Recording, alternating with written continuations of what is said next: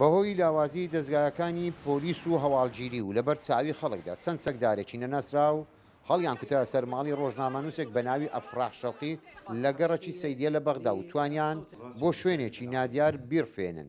هەر لەم چوارچیوەیەدا ڕۆژنامەنووسانی عێراق گردبوونەوەیەکیان ئەنجامدا و ڕۆنیان کردەوە کە لەم گردبوونەوەیەدا بەردەوام دەبن تاکو حکوومەتی عێراق بە دوواداچوونی خۆی بکە و ئەفراح شەوقی ئازاد بکات. لێکۆڵینەوەی بەرفراون ئەنجام دەدەین و هەروەها بە دوواچوونێکی چڕوپڕ دەکرێ و هێزەکانی ئاسایش بە کاروباری خۆیان هەڵساون. ئێمە دەرفەتێکی تەواویان دەدەینێ و بە کارەکانی خۆشمان هەڵدەستین.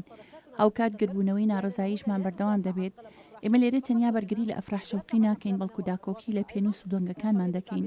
دەبێڕای ئازادیش لە عێراق بەردەوام بێ و هەروەها بە هیچ شێوەیەک ڕێگە بە هیچ میلیشیا و لایەنێکی حکومی و هەر دەسەڵاتێک لە عێراق نادەین کە دەنگمان کە بکەن و یاخود بەرامبەر پەیامی ڕاگەیاندنمان بوەستن.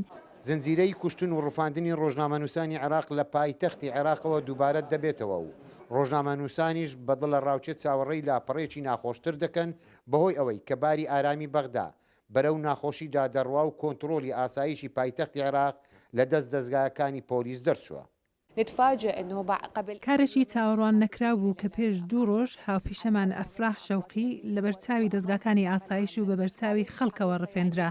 لە ڕاستیشدا ئەم کارە تووڕەمان دەکات، ترسمان لا دروست دەکات کە دوای ئەم هەموو ساڵانە زنجیرەی ڕفاندن و کوشتن دووبارە دەبێتەوە و زنجیرەی هەڕەشە لەسەر ڕۆژنامەنووسان دووبارە ببێتەوە. بۆیە دەبێ هەڵوێستێکی باش لەلایەن سیاسەتمەداران و ڕۆژنامەنووسان و مەرجەهیەتی ئاینی هەبێت بۆ ئەوەی ئەم کارە ڕابگیرێت. پاش ساڵی 2023 و تاکو ئێستا بەپێی ئاماری وەزارەتی ناوخۆی عێراقی نزیکەی 580 ڕۆژنامەنووس لە عێراق گیانیان لەدەستداوە و دانی ترشیان بێسەر و شوێنن. هەر بۆیە ڕۆژنامەنووسانی عێراق داوا لە ڕێکخراوە نێو دەوڵەتیەکان دەکەن کە چارەسەرێکیان بۆ بدۆزنەوە. إن الصحفي العراقي في خطر. ڕۆژنامەنووسانی عراقی لە ژێر مەترسیدان بۆیە دەبێت ڕێکخراوە نێو دەوڵەتەکان ئەم ڕۆژنامەنووسانە بپارێزن بۆ ئەوەی لە کارەکانی خۆیان بەردەوام بن و ڕاستیەکان ئاشکرا بکەن و ڕەخنە لە دەستگاکانی حکومەتی بگرن. هەر بۆیە دەڵێم ڕۆژنامەنووسی عراقی بە هیچ شێوەیەک لە وتەی ڕاست و ڕەخنە لە دەستگاکان ڕناوەستێت، هەروەها سەبارەت بە داڕمان لەوەی لە دەوڵەتدا ڕوودەدا. هەر بۆیە ڕۆژنامەنووس کەسێکی گرانبەهایە و دەگمەنە و دەبێ گرنگی پێ بدەین چونکە ئەمانە سامانی نیشتیمانین. ڕۆشنبیران ساڵانی 2016 بە ساڵی ڕفاندن و لە ناوبردننی ڕۆژنامەنووسان ناو دەبن و سیناریۆی ساڵانی ڕابردوو لە بەغدا بەرامبەر بە ڕۆژنامەنووسان دووبارە دەبێتەوە و چاودێرە سیاسیەکانیش دەڵێن حکوومەتی عێراق دەسەڵاتی لەدەست نەماوە و ناتوانێت کۆنتترۆلی ئەم بارودۆخە بکە.